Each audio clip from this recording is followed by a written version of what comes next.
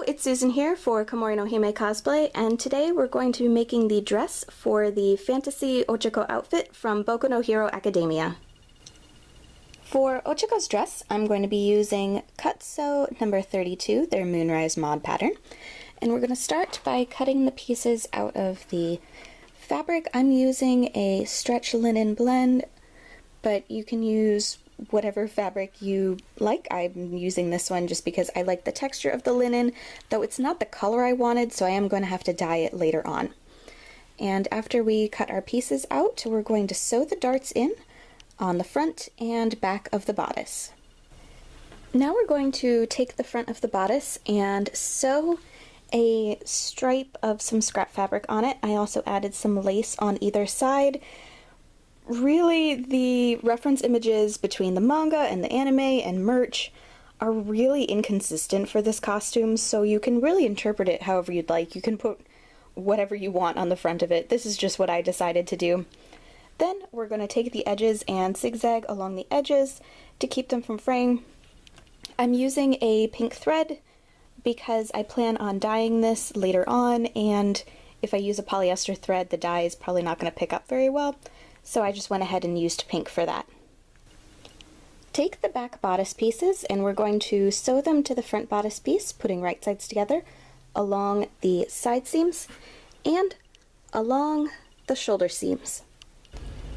Putting right sides together, we're going to sew the back skirt pieces to the front skirt panel along the side seams.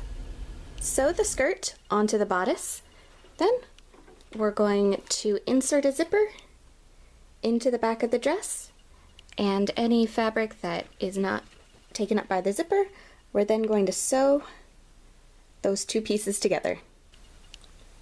Then finish the edge of the skirt with a rolled hem. For the neckline of the dress, so you can really do whatever you want since it's going to be covered up by the cape anyways, but this particular pattern didn't have a yoke piece, so to decrease the amount of bulk around the neckline, I just went ahead and bound it with some bias tape, but if the pattern you're using has a yoke piece, you could use that instead. For Ochako sleeves, we're going to cut two of the sleeve pieces out of our fabric, and we're going to be cutting them shorter than the pattern indicates because Ochako's sleeves are more of a 3/4 length instead of a full length sleeve. To make the ruffle at the bottom of the sleeve, we're going to cut a rectangle out of the fabric, fold it in half, and sew it together along the raw edge using a zigzag stitch to help keep the edges from fraying and to hold the two sides together. Gather the rectangle and we're going to sew it along the bottom of the sleeve. Flip the ruffle over and top stitch into place. To make the belt loops for the sleeves, we're going to cut 4 rectangles out of the fabric. Then we're going to fold them in half and sew them together along the side so that it will become a tube. Turn the tube right side out and zigzag along the edges to keep them from fraying. Then we're going to fold the edges inward and sew them into place. Position the belt loops onto the sleeve and sew them into place. Then we're going to fold the sleeve in half and sew it together along the side. Turn the sleeves right side out and sew them onto the bodice.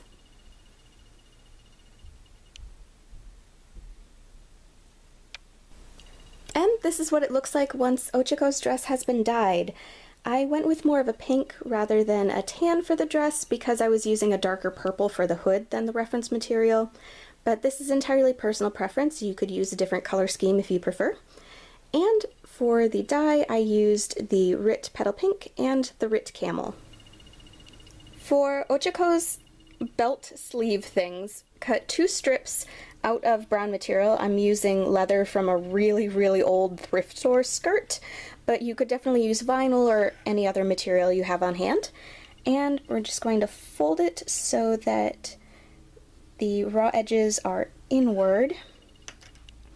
And I clipped it into place instead of using pins because the pins didn't want to go through. And now we're just going to sew the folded edges in place. Once the two sides have been stitched, we're then going to fold over one end and sew it into place. Then the other end we're going to thread it through this little buckle and sew it in place. Thread the sleeve belts through the belt loops on the sleeves and buckle them into place.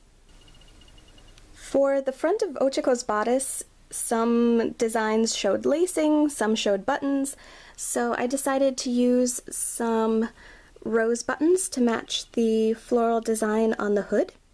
And also, something that varied from artwork to artwork is that in some she had kind of like a brown belting thing along the side, in some artwork it was pink, and in some artwork it wasn't there at all.